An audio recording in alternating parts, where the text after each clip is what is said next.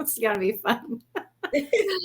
All right, everybody. Welcome back to Soulganize Your Life podcast, where the point of the podcast is just to discern the differences between how we organize our lives from an egoic, distorted viewpoint that we were taught, and how we can soulganize our lives from higher perspectives, whatever you call that. I call it the soul.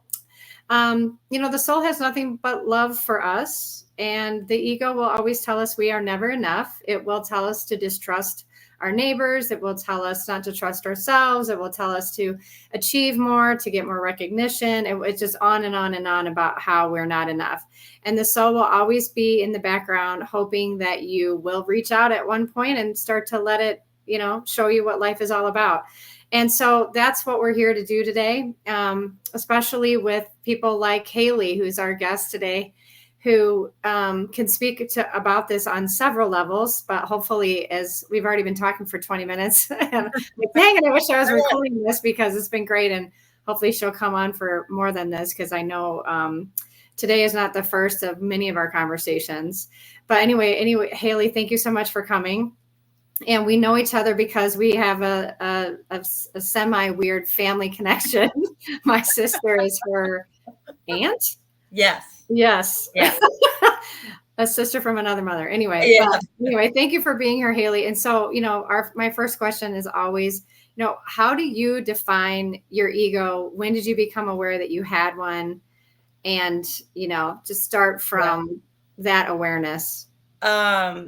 So 2 years ago, I went to, it was a cranial sacral therapy training. And I learned all this, stuff. And I come home that night and I told my husband, lay down, like, I'm going to try this, like, I'm going to practice on you. And he's like, oh, we're getting busy. And you're like, no, let's do this. And he lays down.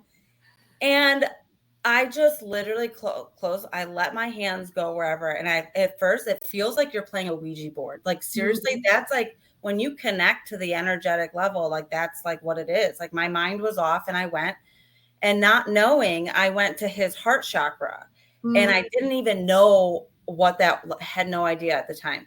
And I opened it, and through opening his chakra, I had opened mine. Wow. And I went through, like, all that night, the most spiritual experience. Like, it was wild. Like, all of a sudden I start smiling and I'm like, Trevor, I'm not smiling. I'm not doing it. I'm like, and then I'm like spinning and I'm like happy. And I'm like, Trevor, oh my, like, what is this? What's happening? And that night, like, I had, people, I don't even want to say people, because we're very like stuck in the bodies. We're consciousness, right? So when you're channeling, it's not like that person sitting next to you. It's just like, I feel like it's just like this pool, right? And we're all in it, and you just kind of get the information, and that's it.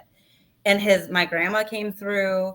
I smelled the pipe smell from her boyfriend that he was in my life for a while.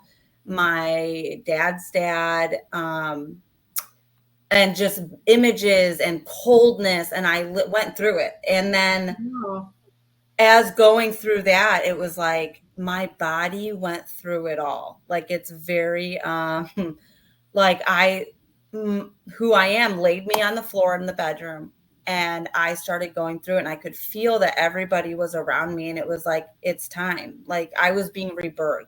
Wow. And I was put in that position, and I knew it. I was feeling all the sadness.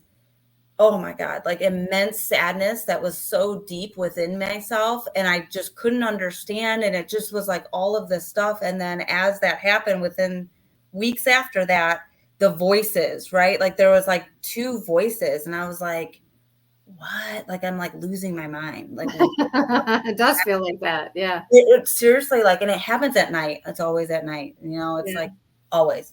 So I'd lay in bed and I'd wake up. I was in my subconscious mind. And so I was in that mind, and and I could hear all my thoughts and beliefs about myself, but they were talking. What happens is, like, it's not even just what you believe about yourself, but it takes the fears. Like, if you have a fear of demons, well, guess what? It takes on that persona, and it takes on your fears and it takes on the personas that you believe that you are. So then I was like, oh my God, what is happening? And I then realized too that I used discernment and was like, okay, these aren't mine. That's not, I got to a point where it was like, this isn't mine. Like that thought's not mine. Like that belief is not mine. Like it was like, I want to kill myself. And I was like, whoa, whoa, whoa. Like I don't, but when you vibrate at that level of shame, guilt, which is at the bottom, this is why it's so important to raise your consciousness, is because whatever you think at that level is going to come into somebody else that is at that vibrational level. So it might not even truly be yours, but learning the discernment between the two and learning, okay, it's coming in because I'm feeling a way. Mm-hmm. And I had to really sit and learn to observe what was coming in. Yeah. And it was a lot of fear came up, like a lot. And I was thought I was losing my mind, and I had to, you just have to like separate yourself. And that's kind of when I would learn, because then I would get into these places where who I am would drop in, and I just flowed all this deep wisdom, all this stuff, like I was a completely different person. Yeah. And it was kind of like going in and out of that, because I really feel like if you want to put a label on it, it's like Kundalini awakening. Yeah. It's like you're going back to first grade, right? The root to, you have to uproot, go, work your way. And so so this all started because you went to get to study craniosacral, and you were, because you're practicing on your husband, but before this you were a nurse, so you were trained traditionally, right? So do you think some of the conditioning of nursing and stuff, like tell us a little bit about what that was like when you were maybe more in touch with the ego side of you, the conditioned side of you. If I want to help people, I have to become a nurse, like tell me about that journey. But here's the thing, I became a nurse because I wanted to be respected. I thought if I became a nurse, I'd be enough. That's right, because the ego will tell you you have to be respected. But because from a different life, I was a witch. I did the herbs. I did all this. So guess what? I came here and I'm like, no, I want to learn it a different way. Yeah. And I didn't want to stand out in the way, like, energy healers, body works, whatever you want to call it, they stand out, right? And I didn't want to be seen. Ooh, that's a deeper one. I didn't want to be seen. That's a deeper. And so I just went traditional, right? Thinking, oh yeah, this is going to fill me. This is going to mean I'm worthy of love and enough, and that I'm strong. And it didn't. Yeah.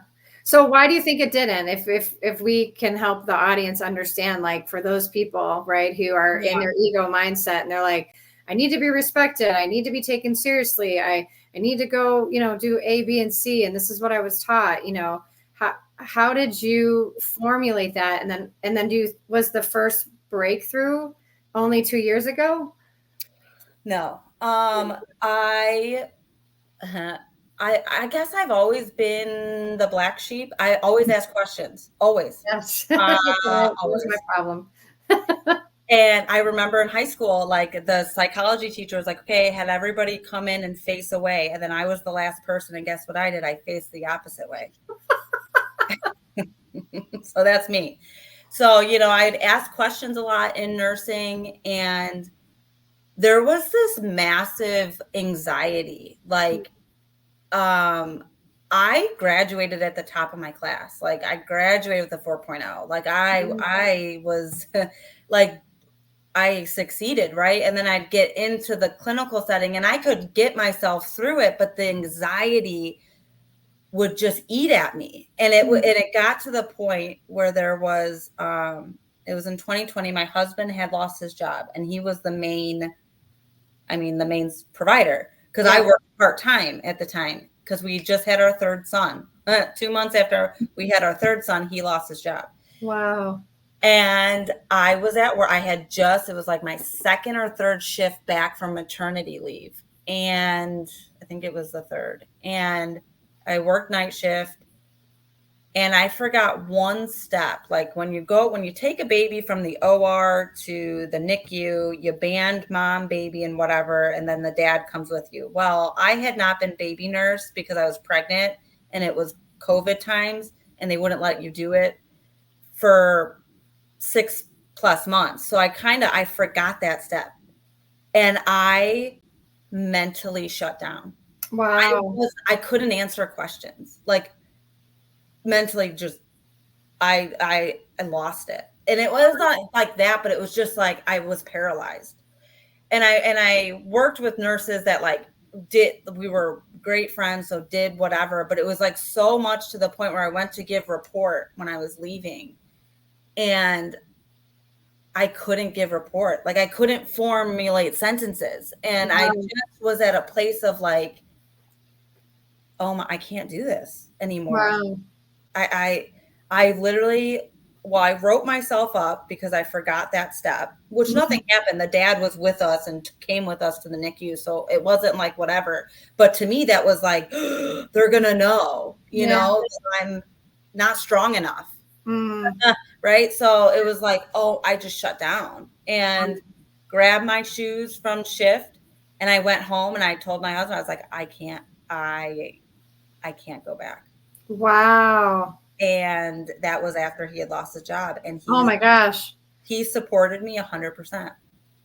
Wow.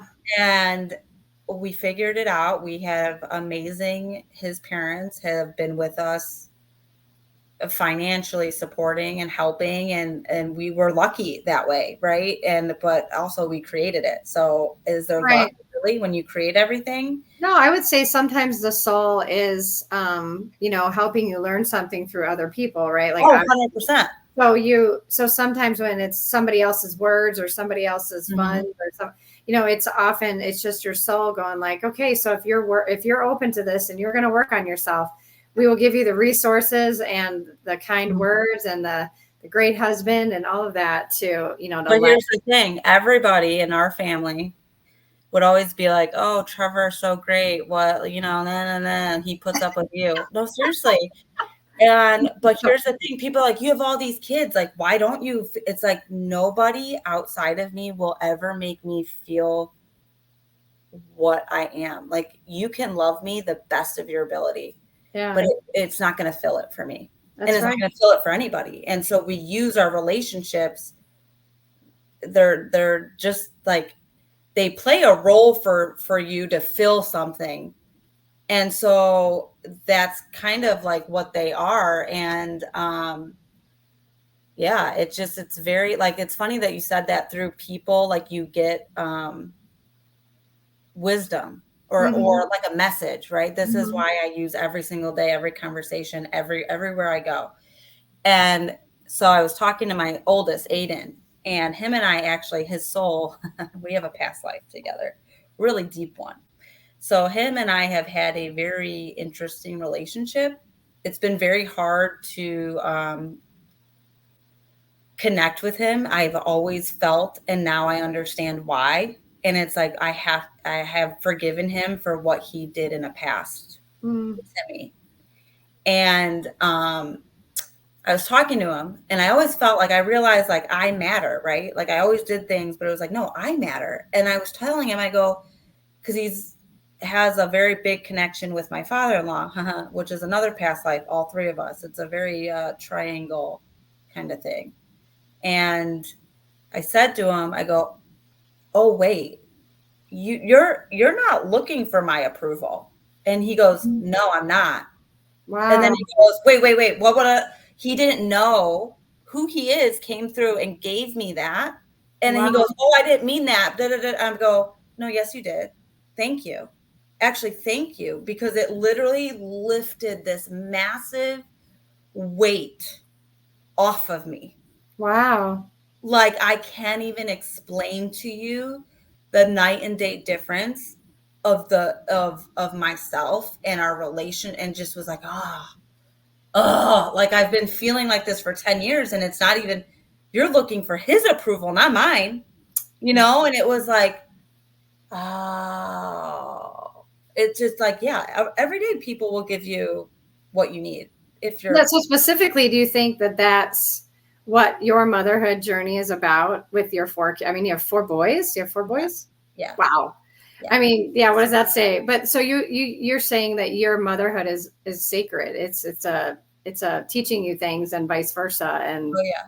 it's not Oh just yeah. about raising 4 nice kids. It's about a lot of deeper It experiences. yeah, I mean it's your kids come in, you have this contract, okay? You planned everything. So you have this contract. Hey, you're going to show me this and I'm going to show you this. You probably were my dad in the past life, but now I'm going to be your mom. It's like a whole different thing, right? And so they come in and they show you a concept that's deep within you. And like with Aiden, this is funny, is I was very, very, very sick during his pregnancy.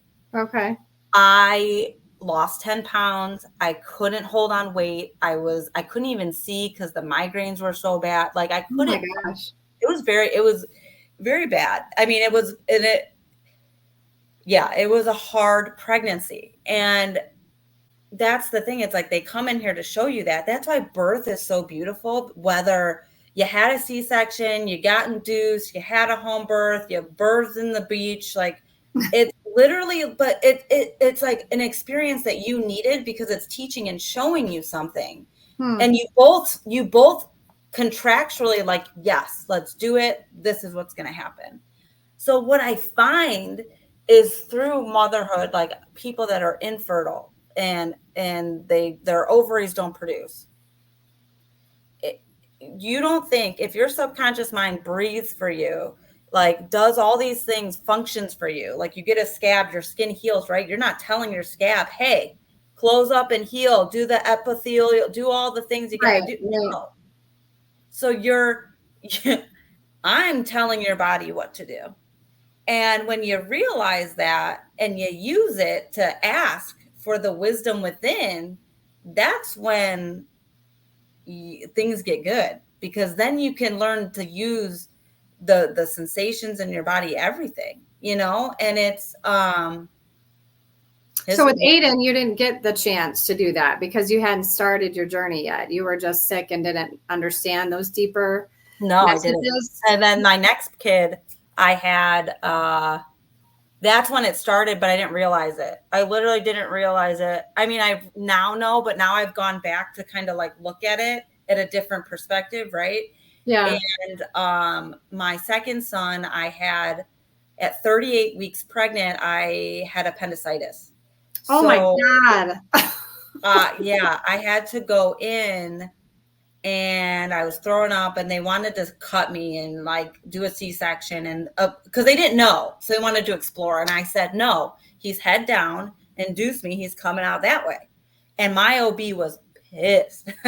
She was Wow. like, just wanted to cut me. They didn't even want to give me an epidural because they thought it would like cover up the pain. But he was kicking that appendix, man. Like I felt it through the epidural. It was not a problem.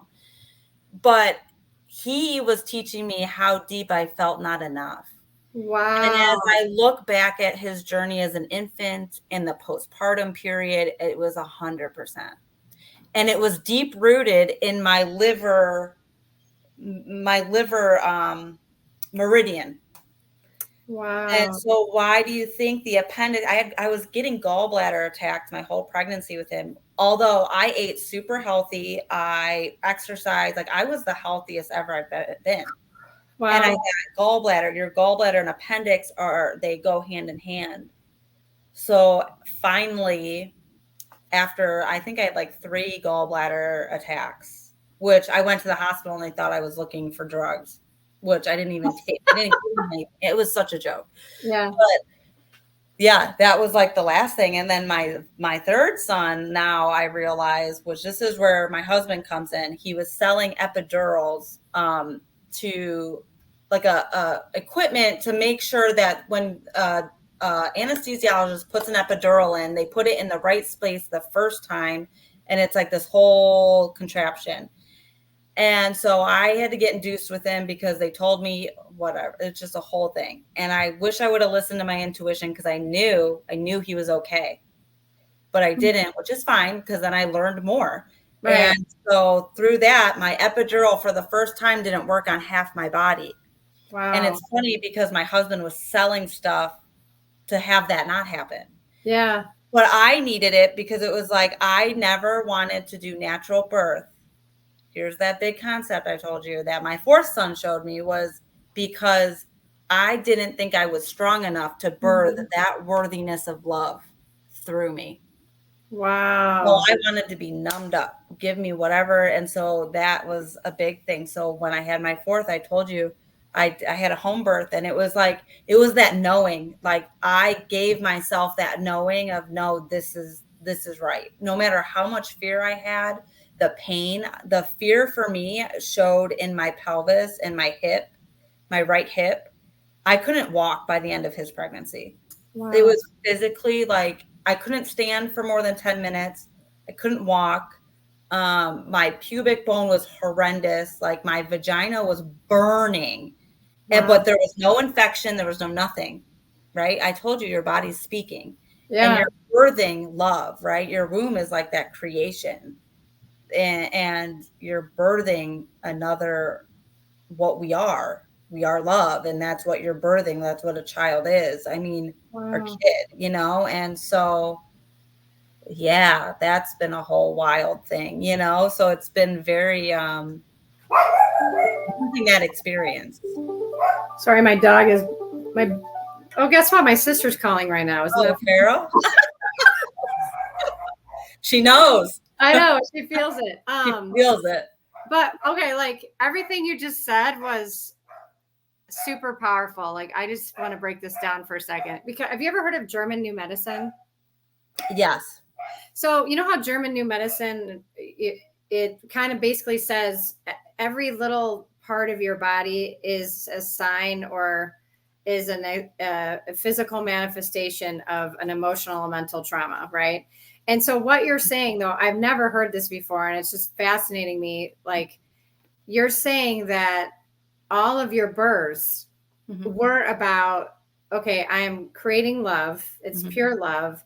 And my job is to just let the body birth it, and if I have any blocks of unworthiness or fears or whatever it is going to be shown to me. And if you think about every woman who's giving birth right now, like to your point, you're like, there's so many things involved, like epidural is because we're afraid of not being strong enough or of too we can't handle but then the ego goes death, because every time you birth a child, a piece of you is dying. And so the ego knows that, but will use your fear of death too to create the safest place for you to give birth so that doesn't happen. But yet that's too postpartum depression and anxiety. A piece of you has died, but you're not aware of it. And it's like this battle, right? Because every time I have brought in something into my awareness and gotten a deeper place, the next day, you know what I am? I'm angry. I'm pissed. I like have all these thoughts. I want to kill, like all this stuff. And I finally realized, I'm like, oh, because you can no longer exist. Because Wait a now second. What? I mean, so what part of you is dying when you give birth? whatever that child is showing. I mean, the whatever concept that child is coming in for you now, like that piece of you like is dying off. But it's like, but we don't have that awareness. So then we come in and it's that postpartum, depression and anxiety. And then it's like trying to, like, all motherhood, if you really dig deep into it, it's just like it's a lot. It's very deep. Yeah, I mean, I actually think that what you're saying is very spot on. Like I never Well, thought about think of the people that are like can't get pregnant. Well, they right, chose to learn it that way, right, to not have a child. But you know what? We always blame ourselves, right? So we're gonna blame society for telling us of, oh, like your cervix is incompetent or your ovaries don't work. So then we start blaming our bodies for something that's like, your body is just a physical manifestation of your spiritual and mental plane. That is it. We right. are only here to communicate with you through your body to where you need to go to release a concept within you. And when you do and you rewire, guess what? It can be gone like that.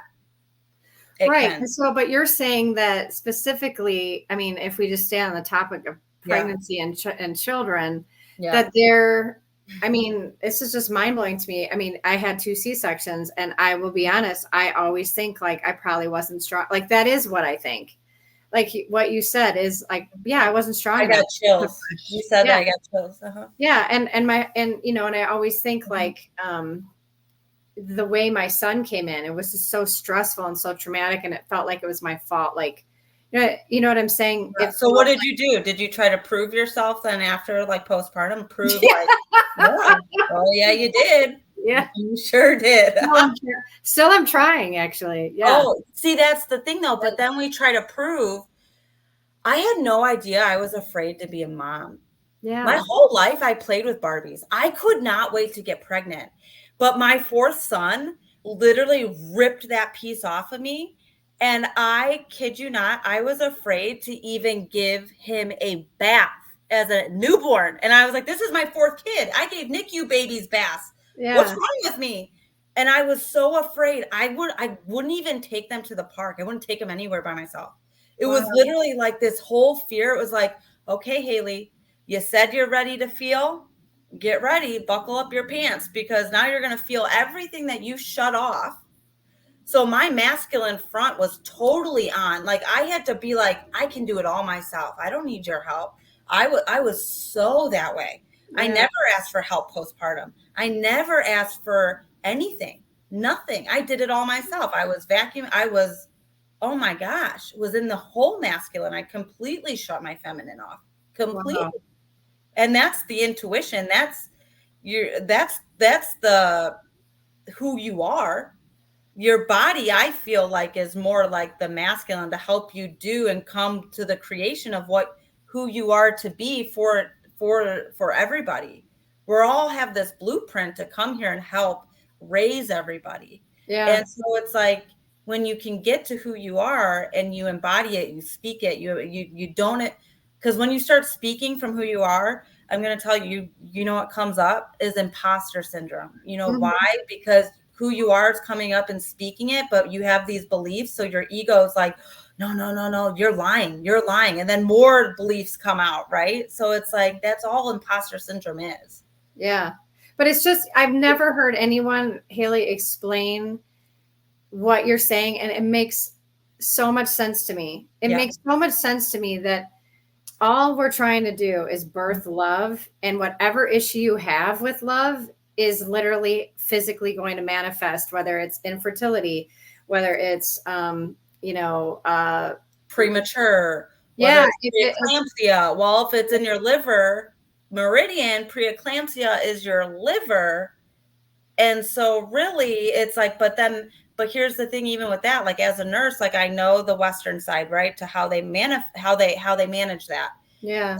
I've taken care of women that are on magnesium for 24 hours after they've given birth that way. And I'm in there every hour.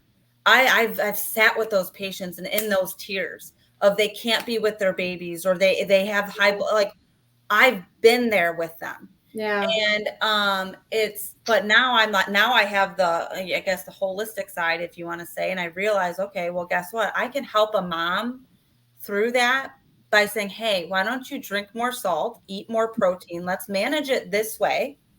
But you also have to work with that person within their belief system. Yeah. Because if they don't believe that's going to work, it's not going to, because that's a whole nother issue. It's like, if you're going to prove that nobody can heal you because you're unworthy, guess what? You're going to prove that every single time.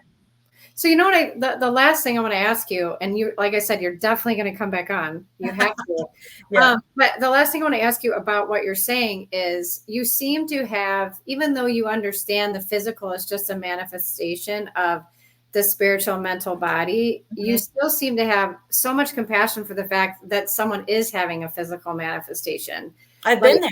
That's what I mean. Like, yeah. You know, it's not even like you're like, well, you shouldn't be. No, you're like, but so now it's here. What are we going to do about it? You're going to have magnesium or whatever.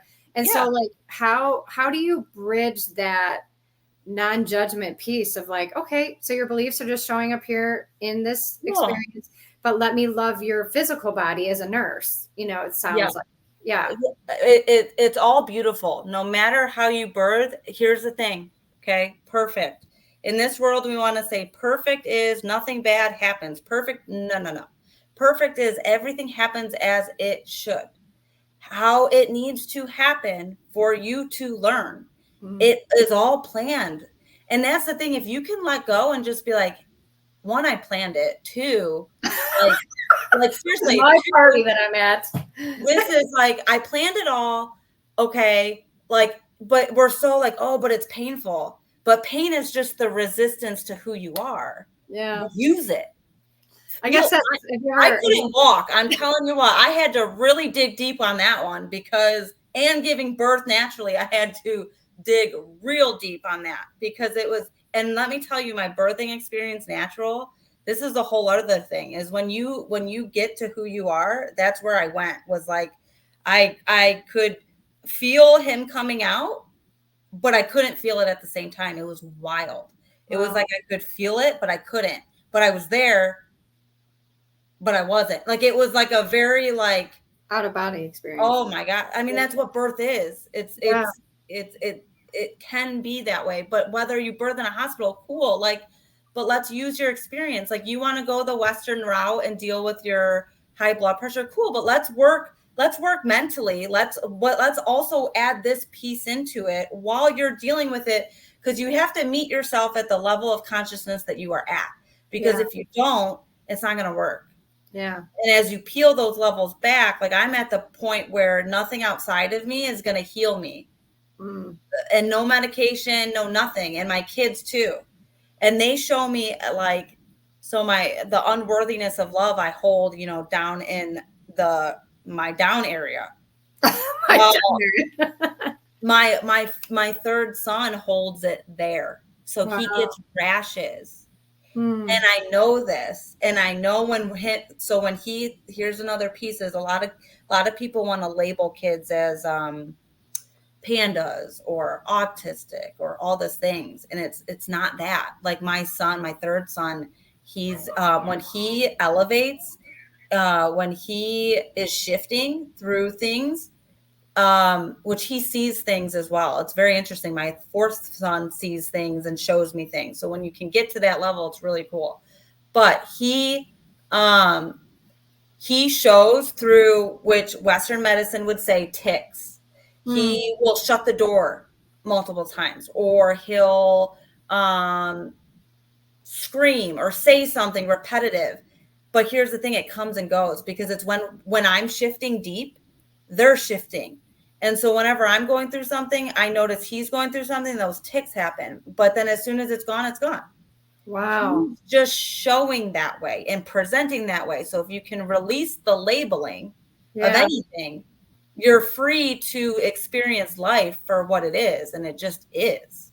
Yeah. And use it so everything is neutral. So if something's making you feel a way, that's something within yourself. And it's like, okay, well, you said that and it pissed me off. So wait, like, why is that?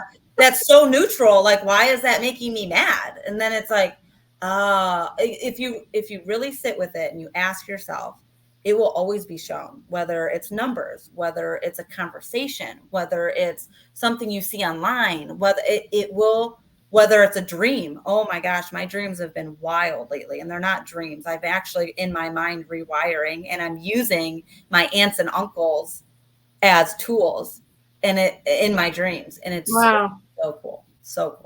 But yeah, it's like, this is what I'm telling you. Like, you asked me to come on this last month, and I'm like, I'm in the middle of a massive shift.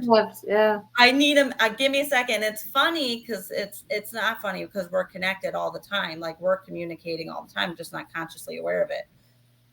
The day before you messaged me this link again, I was like, Trev, I really need to message her. Like, I think I'm ready now. Like, I've gotten over that transition. And then the next day you texted me. But that's like, if we learn to trust. Yeah. Trust, because everything always works out. Like, I've shown myself the house we built, the land we built. And what's really cool is that now on Facebook, these people, that are going to be building our house just randomly asked to be my friend. Oh my gosh. That's the real stuff when you start really like, and I met the builder through just this freak thing. Like it's just, and he's finding out it's wild. It's trusting that's the timeline I'm in. And it's just like, when you get to that point and just realize we're always trying to help you. We're always here. It's just, are you watching? Yeah. Are you listening? Are you, well, and I mean, you know, I would say, like, I'm shocked at how much wisdom you actually have. Like when you're talking, like, oh my God. And I've never heard pregnancy and motherhood spoken about that way. And I really hope that you will. I'm trying to figure that out. So maybe you can help me. I'm trying to figure that out of like, how do I coach? Do I do a program? I know I want to start a podcast, but it's just like, there's so many ideas, and it's like, I'm trying not to force, because you don't need to force. You just need as a therapist, I can tell you so many parents come in and we talk about this all the time, and they say, like, what did I do wrong? And I think that if you could help people know that they didn't do anything wrong, they don't understand what you're saying. And just what you said to me, like, takes me all the way back to my C-section and my fear that I'm not going to be a good mother. And I was holding him in, and I wasn't letting it happen. And I know that at a fundamental root level, doesn't matter how many people tell me, like, oh, your hips are too small. Oh, he didn't want to come out. Whatever the doctor said. But I'm like, no, I knew it. I knew I was scared, and I had something to do with that. And now, when you're saying that, there's an ability to heal that. You can, right. Yeah. And you can let it go. It's because time is, we created it. So really, you can go back to any situation and put yourself back into that. Literally visualize yourself in that hospital bed and be like, okay, C-section, and feel that feeling you had, and let it be there. Let it be there, and let it get big. Let it get real big, and breathe. And as you breathe, you're going to yawn, sigh, or swallow, and just keep doing it until you finally get a peace. Like, you don't even, and here's the thing that the ego mind wants to know, why. But we don't even need to know why. I've had experiences where my body releases something and I don't even know what it was or what. I'm like, oh, okay, cool. Like, I saw somebody that we had a big experience. She experienced my awakening and then left me for it. And I saw her. And when I got in my car, my body started physically releasing and letting go. And I didn't know, like, it just was. And like things with my brother, I was hiding something behind my brother to not let myself come out. And I finally let it go through the hurricane, because he's in Florida, right? So I finally, a text message came through from my Aunt Patty. It told Brandon to be safe. And all of a sudden, I just lost it. Just bawled, like uncontrollably for like an hour. And then all of a sudden, there was just a peace. It was like, wow. I don't even know what I was hiding behind him, and I don't need to know. It just is. And I just felt it, because that's what we're here to do, is feel. Yeah. So it's letting go of that need to know why, which is incredibly hard. I'm finally at that point where I don't need to rationalize it. Yeah. Which is, again, the nurse. That is the ego. But thank you so much for being here. And I know we're going to do another one, but I try to keep these to a half hour for the audience. So if someone wants to get in touch with you, how do they find you? Should they look for you on LinkedIn or? I'm on LinkedIn. I mean, I haven't been on there for a while. I'm on Instagram. I'm on Facebook. Do they find you under POP, P-O-P-P? Yeah, Haley Pop.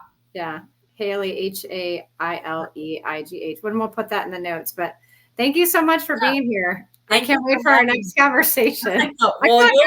I feel like I got some healing today. So that's well, we planned that. So good for you. All right, thank you. Yep.